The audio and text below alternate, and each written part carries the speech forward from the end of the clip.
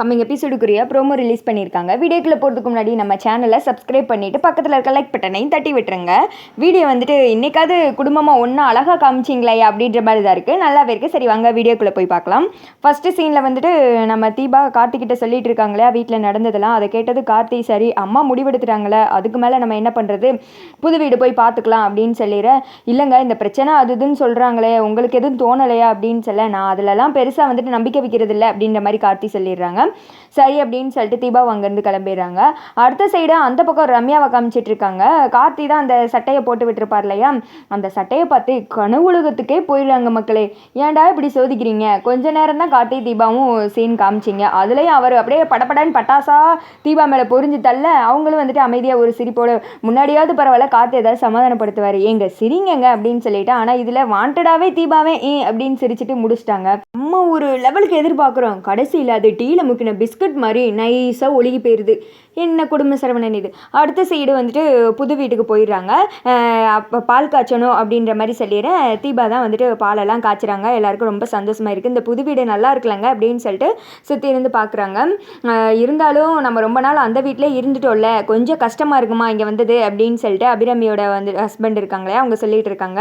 பரவாயில்லைங்க கொஞ்ச நாள் தானே, அந்த வீடு வந்துட்டு ரினிவல் ஒர்க்லாம் முடிஞ்சதுக்கப்புறம் நம்ம வந்துட்டு அங்கேயே போயிடலாம் அப்படின்ற மாதிரி சொல்லிட்டு எல்லாருமே வந்துட்டு ஒன்றா உட்காந்துட்டு இருக்காங்க. தீபா வந்துட்டு பால்லாம் காய்ச்சி பொங்குனது எல்லாருமே ரொம்ப சந்தோஷப்படுறாங்க. இனிதான் வந்துட்டு நல்ல தொடக்கமாக இருக்கட்டும் அப்படின்ற மாதிரி தீபா வந்துட்டு எல்லாருக்கும் பால்லாம் கொண்டு வந்து கொடுக்குறாங்க. அடுத்த சைடு வந்துட்டு அபிராமி சொல்கிறாங்க, கார்த்தி இன்னைக்கு என்ன நாளுன்னு மறந்துட்டியா, ஈவினிங் உன்னோட வெட்டிங் ஃபங்க்ஷன் இருக்குது அப்படின்ற மாதிரி சொல்ல, ஆமாம்ல ஆனிவர்சரி ஃபங்க்ஷன் அப்படின்னு சொல்லிட்டு எல்லாருமே அமைதியாக இருக்காங்க. தீபாவுக்கு வெக்கம் தாளலை அப்படியே நைஸாக ஈன அப்படின்னு சிரிச்சிட்டு இருக்காங்க. சிரிச்சு என்ன பிரயோசனம், சட்டியில் இருந்தானா அகப்பையில் வரும் அங்கே கார்த்திக்கு அப்படின்ற மாதிரி இருக்குது. கார்த்தி வந்துட்டு ஆமாம்மா அப்படின்னு சொல்லிட்டு அமைதியாகிறாரு. தீபாக்கு என்னப்பா கிஃப்ட் கொடுக்க போகிற அப்படின்னு சொல்லிட்டு கேட்க, இன்னும் அதை பற்றி யோசிக்கவே இல்லைம்மா, நான் இன்னும் செலக்ட் பண்ணவே இல்லை அப்படின்ற மாதிரி சொல்லிடுறேன். அபிராமி சொல்கிறாங்க, இங்கே பாருப்பா காட்டி உன்னோட ஒய்ஃபுக்கு நீ நல்ல கிஃப்டாக எடுத்து கொடுக்கணும், பார்த்து வந்துட்டு அவளுக்கு பிடிச்ச மாதிரி ஈவினிங் வந்துட்டு கிஃப்ட் கொடு அப்படின்னு சொல்ல, சரிம்மா அப்படின்னு சொல்லிடுறாங்க. இந்த பக்கம் தீபா கிட்டே கேட்குறாங்க, உன்னோட புருஷனுக்கு என்ன கிஃப்ட்டுமா எடுத்து வச்சுருக்கேன், எதுவும் செலக்ட் பண்ணி வச்சுருக்கேன் அப்படின்னு சொல்ல, இன்னும் நான் வாங்கலை இனிமே தான் நான் போய் வாங்கலான்னு இருக்கேன் அப்படின்ற மாதிரி சொல்லிடுறேன். நீ கார்த்திக் எது பிடிக்குதோ அதை பார்த்து அவனுக்கு பிடிச்ச மாதிரி வாங்கி கொடு, பார்க்கலாம் யார் வந்துட்டு யார் மனசுக்கு பிடிச்ச மாதிரி கிஃப்ட் வாங்கி தர்றாங்கன்னு பார்க்கலாம் அப்படின்ற மாதிரி சொல்லிடுறேன். சரின்னு சொல்லிட்டு தீபா கார்த்தியை பார்த்து சிரிக்க, கார்த்தி வந்துட்டு அமைதியாக கீழே குனிஞ்சிக்கிறாரு, வெக்கப்படுறாரு போல் அப்படின்னு தான் நினைக்கிறேன் மக்களே. கீழே குனிஞ்சிட்டு அப்படியே ஒரு மாதிரி யோசிச்சுட்டு இருக்காங்க.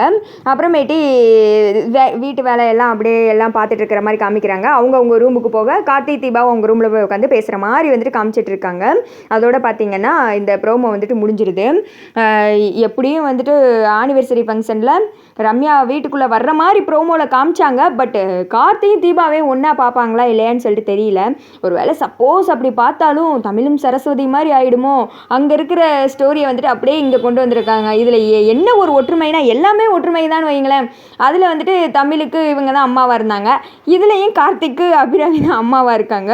அதாவது சேம் ஸ்டோரி, சேம் மம்மி, மகன் மருமகள் மட்டும் வேறு அப்படின்ற மாதிரி இருக்குது. ஆனால் ஒன்று இப்படி வந்துட்டு கொலை பண்ணுவாங்க நான் நினச்சி கூட பார்க்கவே இல்லை. எவ்வளோ நல்லா போய்கிட்டு இருந்த ஸ்டோரி, கதையாக இல்லை புதுசாக இத்தனை பேருக்கு சக்களத்தி சண்டை போட வச்சுக்கிட்டு இருக்காங்களே அப்படின்ற மாதிரி இருக்குது. ஏன்னா தீபா வந்துட்டு சிங்கரு, அவங்க மியூசிக் கம்பெனி ஆரம்பிச்சிருக்காங்க, அந்த ட்ராக்கில் நல்லா போகலாம். கார்த்தியோட பிறப்பு ரகசியெல்லாம் இன்னும் வெளியில் வரவே இல்லை. அவங்க அம்மாவை சும்மா ஒரு எபிசோடில் காமிச்சாங்க சீனில், அதுக்கடுத்து ஓட்டிட்டாங்க.